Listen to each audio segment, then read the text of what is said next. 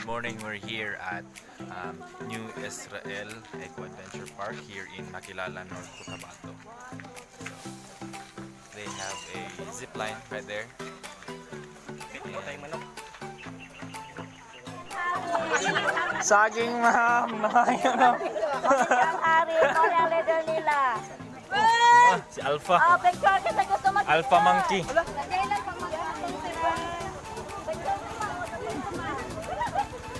Di ka na?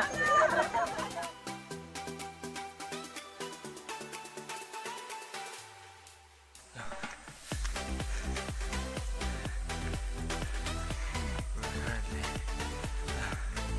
trekking towards the jump up point for their zip line here in New Israel.